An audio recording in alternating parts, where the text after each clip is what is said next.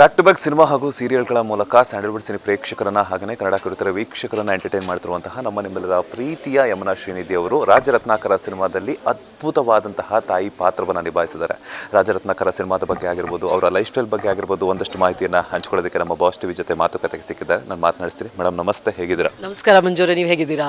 ನಾನು ಸೂಪರ್ ಆಗಿದ್ದೀನಿ ಮೇಡಮ್. ಒಂಥರ ಆ ಎನರ್ಜಿ ಅಂತೂ ಕಡಿಮೆನೇ ಆಗಲ್ಲ. ಆಗಲ್ಲ ಖಂಡಿತ ಅದು ಎನರ್ಜಿ ಕಡಿಮೆ ಆಗಲ್ಲ. ರಾಜರತ್ನಾಕರ ಸಿನಿಮಾದಲ್ಲಿ ಒಂದು ಅದ್ಭುತವಾದಂತಹ ತಾಯಿ ಪಾತ್ರವನ್ನು ನಿಭಾಯಿಸ್ತಿದ್ದೀರಾ. ಬಿಕಾಸ್ ನೀವು ಮಾಡುವಂತಹ ನ್ಯಾಚುರಲ್ ಆ್ಯಕ್ಟಿಂಗ್ ಈಗಾಗಲೇ ಸೀರಿಯಲ್ಸ್ ಸಿನಿಮಾಗಳಲ್ಲೆಲ್ಲ ನೋಡಿದ್ದಾರೆ. ಸೊ ಈ ಒಂದು ಪಾತ್ರದ ಬಗ್ಗೆ ಹೇಳೋದಾದರೆ, ಈ ಪಾತ್ರ ನಾನು ಇದುವರೆಗೂ ಮಾಡಿಲ್ಲದೆ ಇರೋದಕ್ಕಿಂತ ವಿಭಿನ್ನವಾಗಿದೆ. ಯಾಕೆಂತಂದರೆ ಮಿಕ್ಸ್ಡ್ ಎಮೋಷನ್ಸ್ ತುಂಬ ಬರುತ್ತೆ.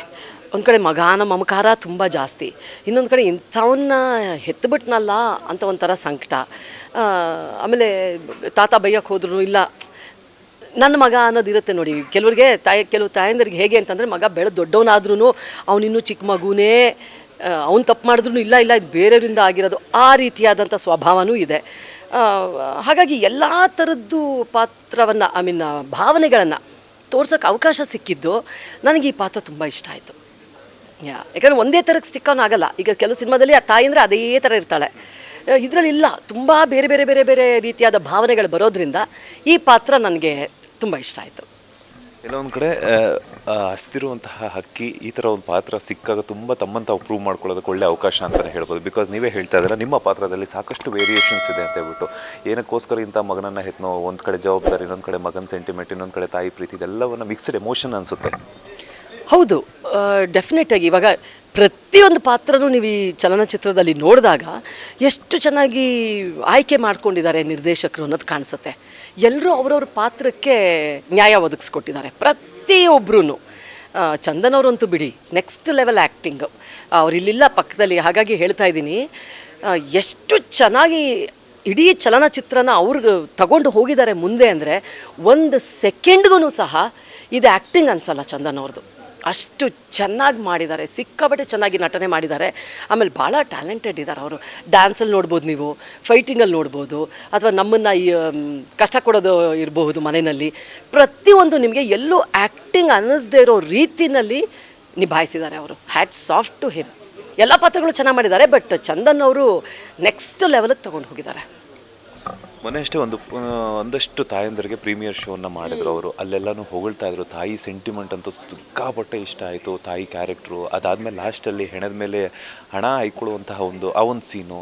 ಹಾಗೆಯೇ ಆಶಾರಾಣಿ ಮೇಡಮ್ ಕೂಡ ಹೇಳ್ತಾ ಇದ್ರು, ಸಿಕ್ಕಾಪಟ್ಟೆ ಚೆನ್ನಾಗಿ ಮಾಡಿದ್ದಾರೆ ಯಮುನಾ ಮೇಡಮ್ಮು ಅಂತ ಹೇಳ್ಬಿಟ್ಟು. ಸೊ ತುಂಬ ಈಗಾಗಲೇ ರಿಲೀಸ್ಗೂ ಮೊದಲೇ ಪ್ರೀಮಿಯರ್ ಶೋನಲ್ಲಿ ಇಷ್ಟೊಂದು ಮೆಚ್ಚುಗೆ ವ್ಯಕ್ತವಾಗ್ತಿದೆ. ಹೇಗೆ ಪ್ರೌಡ್ ಫೀಲ್ ಆಗ್ತಿದೆ ಅಂತ? ಡೆಫಿನೆಟ್ಲಿ. ನಾನು ಫಸ್ಟ್ ಟೈಮು ಅದಕ್ಕೆ ಮುಂಚೆನೂ ನಮಗೆ ಒಂದು ಪ್ರೀಮಿಯರ್ ಶೋ ಹಾಕಿ ತೋರಿಸಿದ್ರು.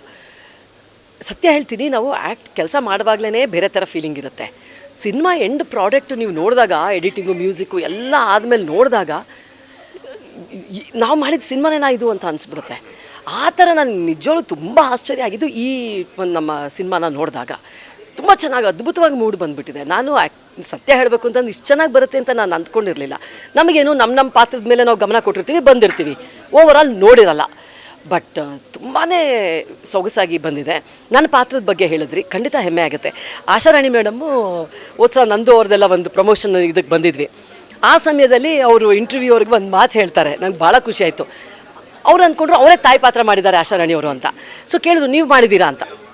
ಎಂಥ ಒಳ್ಳೆ ಪಾಯಿಂಟ್ ಹೇಳಿದ್ರು ಅಂದರೆ ಅವರು, ಆ ಪಾತ್ರಕ್ಕೆ ಈ ಥರ ಕ್ಯಾರೆಕ್ಟರ್ ಅಂತ ಬಂದ ತಕ್ಷಣ ಅಲ್ಲಿ ಚಾಯ್ಸೇ ಇರಲಿಲ್ಲ, ಯಮುನಾ ಮೇಡಮ್ ಅಂತ ಫಿಕ್ಸ್ ಆಗಿದ್ರು. ಯಾಕೆ ಅಂತಂದರೆ ಅದು ತೀರಾ ಲೋ ಕ್ಲಾಸ್, ಅಂದರೆ ಊಟ ಮಾಡೋಕ್ಕಿಲ್ಲ ಅನ್ನೋ ಥರದ ಕುಟುಂಬ.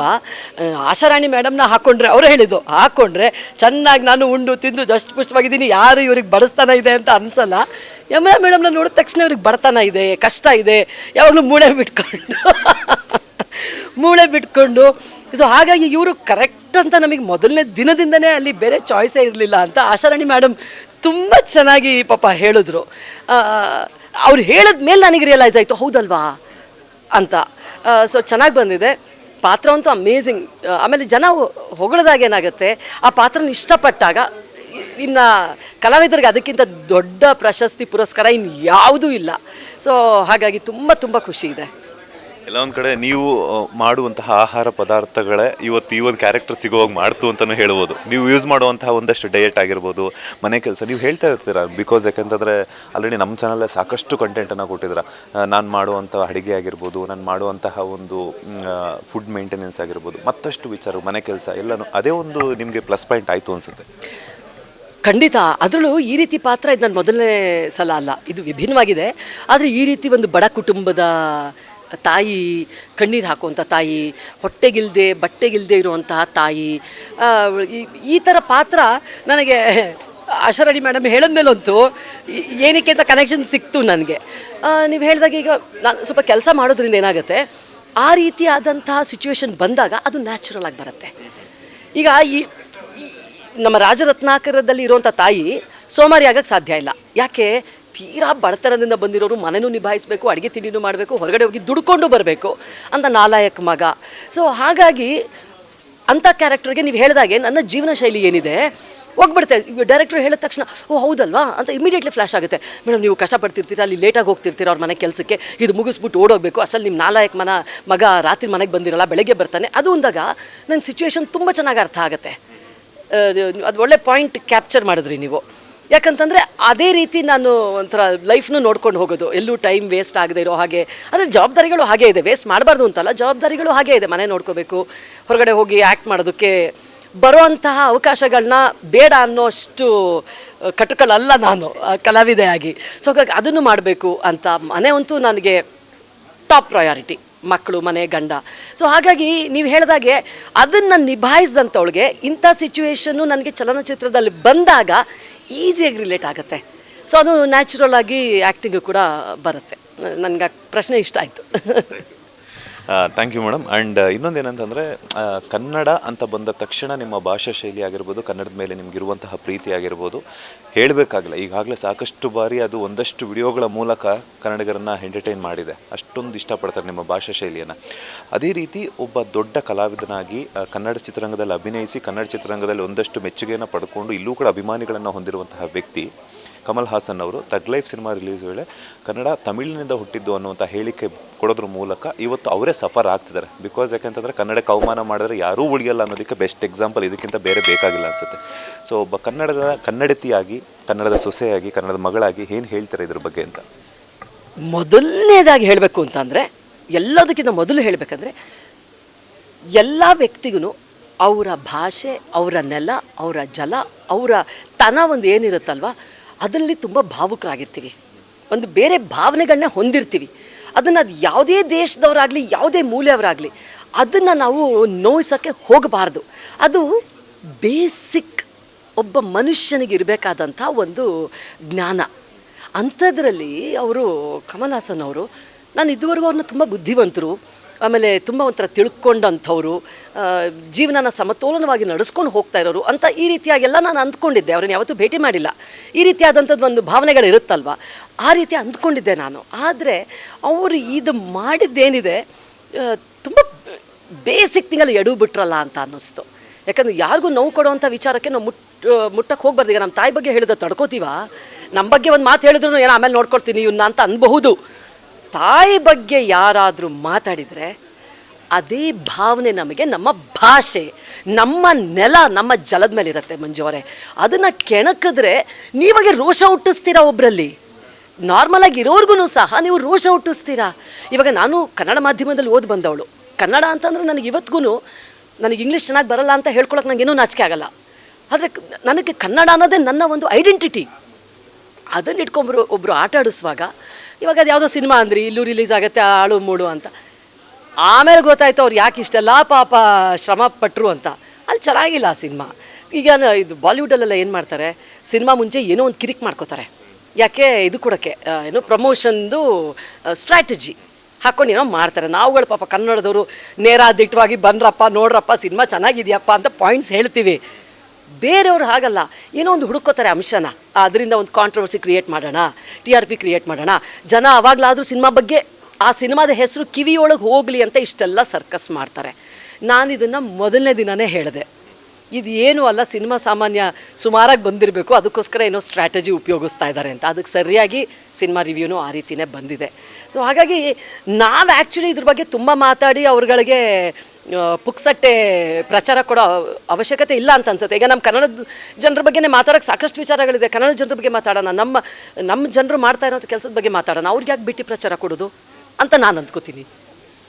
ಇಲ್ಲ ಒಂದು ಕಡೆ ಇಷ್ಟೆಲ್ಲ ಆದರೂ ಕೂಡ ಕ್ಷಮೆ ಅನ್ನುವಂಥ ಒಂದು ಸಣ್ಣ ಪದ, ಆ ಸಣ್ಣ ಪದನ ಹೇಳಿದ್ರೆ ಅವರು ವ್ಯಕ್ತಿ ದೊಡ್ಡವರಾಗ್ತಾರೆ. ನಾವು ತಪ್ಪು ಮಾಡಿದ್ದೀವೋ ಇಲ್ವೋ ಗೊತ್ತಿಲ್ಲ, ಅವ್ರು ಮಾಡಿದ್ದಾರೆ ಅಂತ ಇಲ್ಲಿ ಇಡೀ ಕರ್ನಾಟಕಕ್ಕೂ ಗೊತ್ತು, ಇಡೀ ದೇಶಕ್ಕೂ ಗೊತ್ತು. ಆ ಕ್ಷಮೆ ಕೇಳೋದ್ರಲ್ಲಿ ಅದರಲ್ಲೂ ಕೂಡ ಅವರು ಎಲ್ಲೋ ಒಂದು ಕಡೆ ಅಹಂ ಅನ್ನೋದು ಬಿಟ್ಕೊಡ್ತಿಲ್ಲ, ಈಗೋ ಅನ್ನೋದನ್ನು ಬಿಟ್ಕೊಡ್ತಿಲ್ಲ. ಸುಪ್ರೀಂ ಕೋರ್ಟ್ ಮತ್ತೊಂದು ಕಡೆ ಏನಂತಂದರೆ ಕರ್ನಾಟಕದಲ್ಲಿ ರಿಲೀಸ್ ಮಾಡಬೇಕು ಅನ್ನೋವಂಥ ಒಂದು ಆದೇಶವನ್ನು ಹೊರಡಿಸಿದೆ. ಸೊ ಕನ್ನಡ ಈಗಾಗಲೇ ನೀವು ಹೇಳಿದಾಗಲೇ ರಿವ್ಯೂ ಬಂದಿಲ್ಲ. ಅಲ್ಲಿನ ತಮಿಳಿನ ಹೆಣ್ಮಕ್ಳೇ ಕೂಡ ಕನ್ನಡಿಗರು ತುಂಬ ಅದೃಷ್ಟವಂತರು, ಕನ್ನಡದ ಮಕ್ಕಳೆಲ್ಲನೂ ಸೇಫ್ ಆದರೂ ಈ ಸಿನಿಮಾವನ್ನು ನೋಡೋದ್ರಿಂದ, ಇಲ್ಲಾಂದರೆ ಬೋರ್ ಹೊಡೆಯುತ್ತಿತ್ತು, ದುಡ್ಡೆಲ್ಲ ವೇಸ್ಟ್ ಆಗ್ತಿತ್ತು ಅಂತ ಹೇಳ್ತಿದ್ರು. ಸೊ ಇದ್ರ ಬಗ್ಗೆ ಏನು ಹೇಳ್ತೀರಾ ಅಂತ? ಪಾಪ ಅವ್ರ ಪ್ರೊಡ್ಯೂಸರ್ ಇನ್ನೊಂದಷ್ಟು ದುಡ್ಡು ಖರ್ಚು ಮಾಡಿಸ್ತಾ ಇದ್ದಾರೆ ಅಷ್ಟೇ. ನಮ್ಮ ಕರ್ನಾಟಕದಲ್ಲಿ ರಿಲೀಸ್ ಮಾಡಿ ತಪ್ಪು ಮಾಡ್ತಿದ್ದಾರೆ ಪಾಪ. ಏನು ಬರಲ್ಲ ಇಲ್ಲಿ, ಏನು ಗಿಟ್ಟಲ್ಲ, ಕೈಯಿಂದ ಇನ್ನೂ ಸ್ವಲ್ಪ ಹೋಗುತ್ತೆ ಹೊರತು ಏನು ಗಿಟ್ಟಲ್ಲ ಅವರಿಗೆ. ಹಾಗಾಗಿ ನಾನಂತೂ ಖಂಡಿತ ನೋಡಲ್ಲ ಎನಿವೆ. ಬಟ್ ನಾನು ಹೇಳಿದ್ನಲ್ಲ, ಇದ್ರ ಬಗ್ಗೆ ಜಾಸ್ತಿ ಮಾತಾಡಿ ಆ್ಯಕ್ಚುಲಿ ಅವ್ರಿಗೆ ಪ್ರಚಾರ ಕೊಡಬಾರದು ಅನ್ನೋದು ನನ್ನ ಪಾಯಿಂಟು. ಬೇಡ, ನಾವು ನಮ್ಮ ಕೆಲಸಗಳ ಬಗ್ಗೆ ಮಾತಾಡ್ಕೊಳ್ಳೋಣ, ಅವ್ರ ಬಗ್ಗೆ ಯಾಕೆ ಬೇಕೋ. ಅಲ್ಲಿ ನೋಡಿದ ಜನನೇ ಉಗಿತಾ ಇದ್ದಾರೆ, ಸೊ ನಮಗೆ ಬೇಡ ಅದು. ಮೇಡಮ್, ಈಗ ಬಿಗ್ ಬಾಸ್ ಸೀಸನ್ 11 ಕಂಪ್ಲೀಟ್ ಆಗಿದೆ. ಈಗಾಗಲೇ ನೀವೆಲ್ಲರೂ ಕೂಡ ಬ್ಯಾಕ್ ಟು ಬ್ಯಾಕ್ ಎಲ್ಲನೂ ಕೂಡ ಬ್ಯುಸಿ ಆಗಿದ್ದೀರಾ. ಸೊ ಒಂದು ಹೊರಗಡೆ ಬಂದಮೇಲೆ 12ಕ್ಕೆ ಇನ್ನೇನು ಕೆಲವಷ್ಟು ದಿನಗಳಷ್ಟೇ ಬಾಕಿ ಇದೆ. ಸೊ ಮತ್ತೆ ಕಿಚ್ಚ ಸುದೀಪ್ ಅವರೇ ಆ ಒಂದು ವೇದಿಕೆಯನ್ನು ಅಲಂಕರಿಸ್ತಾರೆ ಅನ್ನುವಂತಹ ಒಂದಷ್ಟು ಮಾತುಗಳು ಕೇಳಿಬರ್ತದೆ. ಈಗಾಗಲೇ ಕಲರ್ಸ್ ಕನ್ನಡ ಕೂಡ ಅವ್ರಿಗೆ ಅಪ್ರೋಚ್ ಮಾಡುವಂಥ ವಿಧಾನದಲ್ಲಿ ತೊಡಗಿಸ್ಕೊಂಡಿದೆ ಅಂತ. ನೀವು ಏನು ಹೇಳ್ತೀರಾ ಅವರನ್ನು ಹತ್ತಿರದಿಂದ ನೋಡಿರುವಂಥವ್ರು? ನನಗನ್ಸೋದು, ನಂಗೆ ಸಂಶಯನೇ ಇಲ್ಲ, ಸುದೀಪ್ ಸರ್ರೇ ಹೋಸ್ಟ್ ಮಾಡ್ತಾರೆ 12 ಕೂಡ. ಕಲರ್ಸ್ ಅವರು ಡೆಫಿನೆಟ್ಲಿ ಅವರನ್ನು ಒಪ್ಪಿಸ್ತಾರೆ, ಸರು ಒಪ್ಕೊಳ್ತಾರೆ, ಮಾಡ್ತಾರೆ, ನೋ ಡೌಟ್. ಸೀಸನ್ 11ರಲ್ಲಂತೂ ನಿಮಗೆ ಒಂದು ವಾರ ಅಷ್ಟೇ ಗಡುವಿತ್ತು. 12ರಲ್ಲಿ ಏನಾದ್ರು ಮತ್ತೆ ವೈಲ್ಡ್ ಕಾರ್ಡ್ ಎಂಟ್ರಿ ಸಿಕ್ತರೆ ಹೋಗ್ತೀರಾ ಅಂತ? ಇಲ್ಲ, ಯಾಕಂತಂದರೆ ನಾನು ಸಿಕ್ಕಾಪಟ್ಟೆ ಇವಾಗ ನನ್ನ ಜವಾಬ್ದಾರಿಗಳು ತುಂಬಾ ಜಾಸ್ತಿ ಆಗಿಬಿಟ್ಟಿದೆ. ಮಗ ಆಲ್ರೆಡಿ ಅಮೆರಿಕದಲ್ಲಿ ಓದ್ತಾ ಇದ್ದಾನೆ. ಈಗ ಮಗಳು ಕೂಡ ಅಲ್ಲಿ ಹೋಗ್ತಾ ಇರೋದ್ರಿಂದ ನಿಮಗೆ ಗೊತ್ತು, ಹೆಣ್ಮಕ್ಳು ಸ್ವಲ್ಪ ಹಾಗಾಗಿ ಹೋಗೋದು ಬರೋದು ಎಲ್ಲ ಜಾಸ್ತಿ ಇರುತ್ತೆ. ಹಾಗಾಗಿ ಸಂಶಯನೇ. ಲಾಸ್ಟ್ ಟೈಮ್ ಹೇಳಿದ್ರಿ ಮಗಳೇ ಹೋಗು ಅಂತ ಫೋರ್ಸ್ಫುಲಿ ಮಾಡಿದ್ದಕ್ಕೆ ನಾನು ಹೊರಟೆ ಹಾಗಾಗಿ ಅಂತ ಹೇಳ್ಬಿಟ್ಟು. ಈ ಸಲ ಏನಾದ್ರೂ ಅವರೇ ಹೋಗಿ ಅಂದರೆ ಮತ್ತೆ ಹೋಗ್ತೀರಾ ಅಂತ? ಈ ಸಲ ಇನ್ನು ಅವಳು ಹೋಗು ಅನ್ನೋದು ಡೌಟು. ಅದಲ್ಲದೆ ಕಳೆದ ಬಾರಿ 1 ವಾರಕ್ಕೆ ಬಂದಿದ್ದಲ್ಲ. ಸೊ ಹಾಗಾಗಿ ಆಮೇಲೆ ಸಾಕಷ್ಟು ಬದಲಾವಣೆಗಳಾಗಿದೆ. ಇವಾಗ ತುಂಬ ಬ್ಯುಸಿ ಆಗಿಬಿಟ್ಟಿದ್ದೀನಿ. ಇಲ್ಲ, ಅವರು ಹೋಗು ಅನ್ನೋದು ಡೌಟು. ಒಂದು ಅನುಭವ ಇರಲಿ ಅಂತ ಹೇಳಿದ್ಲು, ಅದೇನು ಅಂತ ಅನ್ನೋದು ಒಂದು ಅನುಭವ ಸಿಗಲಿ ನಿಮಗೆ ಅಂತ ಹೇಳಿದ್ಲು, ಅದು ಸಿಕ್ತು. So done. ಫೈನಲಿ ಕನ್ನಡಿಗರಿಗೆ ಯಮುನಾ ಶ್ರೀನಿಧಿ ಅವ್ರಿಗೆ ಏನು ಹೇಳ್ತಾರೆ? ಬಿಕಾಸ್ ಒಂದೊಂದು ಸಲ ಮಾತಾಡಿದಾಗಲೂ ಕೂಡ ಒಂದೊಂದು ರೀತಿಯಂಥ ಸಂದೇಶಗಳನ್ನು ಕೊಡ್ತೀರಾ. ಈಗ ಏನು ಹೇಳ್ತೀರಾ ಫೈನಲಿ ಅಂತ? ಕನ್ನಡಿಗರು ನನ್ನ ಪಾಲಿಗೆ ಅದು ಹೇಗೆ ಅಂತಂದರೆ, ಈಗ ದೇವರು ಕಣ್ಣಿಗೆ ಕಾಣಿಸಲ್ಲ, ಅದೇ ರೀತಿ ನಾವು ಕೋಟ್ಯಾಂತರ ಕನ್ನಡಿಗರು. ಈಗ ನೋಡಿ, ನಾನೀಗ 49 ಸಿನಿಮಾ ಮುಗಿಸಿದ್ದೀನಿ. KD ಇನ್ನು 2 ತಿಂಗಳಲ್ಲಿ 51 ಸಿನಿಮಾಗಳು ಕಂಪ್ಲೀಟ್ ಆಗುತ್ತೆ ನನಗೆ. ಕೇವಲ 10 ವರ್ಷಗಳಲ್ಲಿ 18 ಧಾರಾವಾಹಿಗಳಾಗಿದೆ. ಕನ್ನಡಿಗರು ನನಗೆ ಕೊಟ್ಟಂಥ ಒಂದು ಪ್ರೀತಿ, ವಿಶ್ವಾಸ, ಅಭಿಮಾನ ಏನಿದೆ ಅಲ್ಲ, ನಾನು ಪ್ರತಿ ಸಲ ಹೇಳೋದು ಒಂದೇ, ಯಾವುದೋ ಜನ್ಮದ ಪುಣ್ಯ ಅದು. ಇಲ್ಲ ಅಂತಂದರೆ 2 ಕೈಯಿಂದ ನಾನು ನೋಡಿ, ಆ್ಯಕ್ಟಿಂಗಿಗೆ ಸಾಮಾನ್ಯ ಎಲ್ಲರೂ ಎಳೆ ವಯಸ್ಸಲ್ಲಿ ಬಂದು ಸೆಟ್ಲಾಗ್ತಾರೆ. ನಾನು ನಟನಾ ಕ್ಷೇತ್ರಕ್ಕೆ ಬಂದಾಗ 38 ವರ್ಷ, ಅಂದರೆ ರಿಟೈರ್ ಆಗುವಂಥ ಸಮಯದಲ್ಲಿ ನಾನು ಬಂದ್ರೂ ಸಹ ನನ್ನನ್ನು 2 ಕೈಯಿಂದ ಚಾಚಿ ನನ್ನನ್ನು ಸ್ವೀಕರಿಸಿ ಆ ಪ್ರೀತಿ ಗೌರವ ಏನು ಕೊಟ್ಟಿದ್ದಾರೆ ನಮ್ಮ ಕನ್ನಡ ಜನತೆ, ಅದು ಈ ಜನ್ಮದಲ್ಲಿ ನನಗೆ ತೀರ್ಸೋಕ್ಕಾಗದೇ ಇರೋವಂಥದ್ದು. ಏನು ಹೇಳ್ತೀರಾ ನೀವು ಕನ್ನಡಿಗರಿಗೆ ಅಂತ ಅಂದರೆ ಒಂದೇ ಪದ ಹೇಳೋದು ನಾನು, ಚಿರಋಣಿ ಅಷ್ಟೇ. 2 ತಿಂಗಳಿಗೆ 51 ಸಿನಿಮಾ ಆಗುತ್ತೆ. ನಿಮ್ಮ ವಯಸ್ಸು ಕೂಡ 51. ವಾಟ್ ಎ ಕೋ ಇನ್ಸಿಡೆಂಟ್ ಅಂತ. ಹೌದು, ವಯಸ್ಸು 50 ಇವಾಗ ನನಗೆ.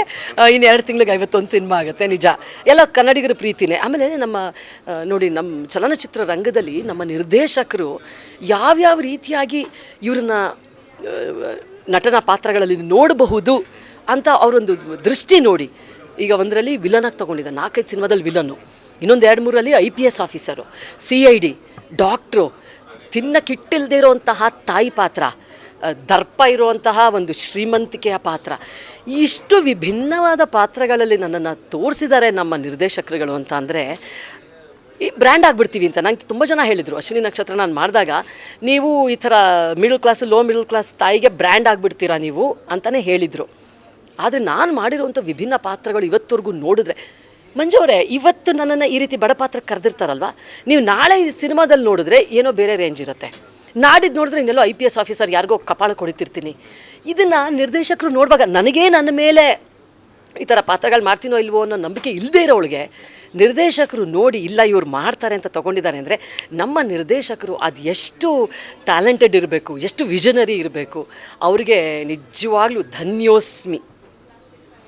ಮೇಡಮ್, ಒಂದಷ್ಟು ಘಟನೆಗಳ ನಂತರ ಚಾಲೆಂಜಿಂಗ್ ಸ್ಟಾರ್ ದರ್ಶನ್ ಅವರ ಸಿನಿಮಾ ಡೆವಿಲ್ ಅಕ್ಟೋಬರ್ಗೆ ರಿಲೀಸ್ ಆಗುತ್ತೆ ಅನ್ನುವಂತಹ ಚಾನ್ಸ್, ಹಾಗೆಯೇ ಒಂದಷ್ಟು ಮಾತುಗಳು ಕೇಳಿ ಬರ್ತಾ ಇದೆ. ದರ್ಶನ್ ಅವರನ್ನು ಇಷ್ಟಪಡುವಂತಹ ವ್ಯಕ್ತಿಯಾಗಿ ಡೆವಿಲ್ ಸಿನಿಮಾಗಾಗಿ ಎಷ್ಟು ವೆಯ್ಟ್ ಮಾಡ್ತಿದ್ದೀರಾ? ವೆಯ್ಟ್ ಮಾಡೋಕ್ಕೆ ಆಗ್ತಾಯಿಲ್ಲ, ಕಾಯೋಕ್ಕೆ ಆಗ್ತಾಯಿಲ್ಲ. ಸೊ ಕಾಟೇರದ ನಂತರ ಇನ್ನೂ ಸ್ವಲ್ಪ ಗ್ಯಾಪ್ ಬಂದುಬಿಟ್ಟಿದೆ. ಕರಿಯ ಹೋಗಿ ನೋಡ್ಕೊಂಬಂದೆ ಥಿಯೇಟ್ರಲ್ಲಿ. ಬಟ್ ಡೆವಿಲ್ಗೆ ಸಿಕ್ಕಾಪಟ್ಟೆ ವೆಯ್ಟ್ ಮಾಡ್ತಾಯಿದ್ದೀನಿ. ಫಸ್ಟ್ ಡೇ ಫಸ್ಟ್ ಶೋ ಪ್ರಪಂಚದ ಯಾವುದೇ ಮೂಲೆಯಲ್ಲಿದ್ರೂ ಗ್ಯಾರಂಟಿ. ಅವ್ರ ಅಭಿಮಾನಿಗಳು ಹೇಗೆ ಅಂತಂದರೆ, ನಾನು ಕರಿಯಕ್ಕೆ ಹೋದಾಗ ನಂಗೆ ಟಿಕೆಟ್ ಸಿಗಲಿಲ್ವಲ್ಲಪ್ಪ, ಇಷ್ಟು ಬೇಗ ಹೋದ್ರೂ ಆಮೇಲೆ ಬರೋಣ ಅಂತ ಹೋಗ್ತಾ ಇದ್ದಾಗ 10 ಜನ ಪಾಪ ಅವ್ರ ಅಭಿಮಾನಿಗಳು, ಇಲ್ಲ ಮೇಡಮ್ ನೀವು ನೋಡಿ, ನಾವು ಆಮೇಲೆ ನೋಡ್ಕೋತೀವಿ, ನೀವು ನೋಡಿ ಅಂತ ಪಾಪ ಟಿಕೆಟ್ ನನಗೆ ತೊಗೊಂಡು ಬಂದು ಕೊಟ್ಟರು. ಸೊ ಹಾಗಾಗಿ ನನಗೆ ಗ್ಯಾರಂಟಿ ಇದೆ, ಫಸ್ಟ್ ಡೇ ಫಸ್ಟ್ ಶೋ ನಾನು ಗ್ಯಾರಂಟಿ ನೋಡ್ತೀನಿ. Thank you so much madam, ಇಷ್ಟೊತ್ತು ನಮ್ಮ ಬಾಸ್ ಟಿವಿ ಜೊತೆ ಒಂದಷ್ಟು ಮಾಹಿತಿನ ಶೇರ್ ಮಾಡೋದಕ್ಕೆ. ಒಳ್ಳೆಯದಾಗಲಿ, ಇದೇ ರೀತಿ ಬ್ಯಾಕ್ ಟು ಬ್ಯಾಕ್ ಸೀರಿಯಲ್ಸ್, ಸಿನಿಮಾಗಳೊಳಗೇ ನಿಮ್ಮೆಲ್ಲ ಒಂದು ಪ್ರಾಜೆಕ್ಟ್ಗಳು ಕನಸೆಲ್ಲ ನನಸಾಗಲಿ. Thank you so much. Thank you. ಇದಾಗಿತ್ತು ನಟಿ ಯಮುನಾ ಶ್ರೀನಿಧಿ ಅವರ ಮಾತು. ಕ್ಯಾಮ್ರಾ ಪರ್ಸನ್ ರಾಘವೇಂದ್ರ ಸ್ವಾಮಿ ಜೊತೆ Manjunath Srinivas, boss TV Kannada, Bengaluru. Latest ಹಾಗೂ ಇಂಟ್ರೆಸ್ಟಿಂಗ್ ಸುದ್ದಿಗಳಿಗಾಗಿ ಬಾಸ್ ಟಿವಿ ಕನ್ನಡ ಚಾನೆಲ್ನ ಸಬ್ಸ್ಕ್ರೈಬ್ ಮಾಡಿ, ಹಾಗೆಯೇ ಬೆಲ್ ಐಕಾನ್ ಪ್ರೆಸ್ ಮಾಡಿ. ಇದರ ಜೊತೆಗೆ ಫೇಸ್ಬುಕ್, ಇನ್ಸ್ಟಾಗ್ರಾಮ್, ಎಕ್ಸ್ನಲ್ಲೂ ಮಿಸ್ ಮಾಡದೆ ಫಾಲೋ ಮಾಡಿ.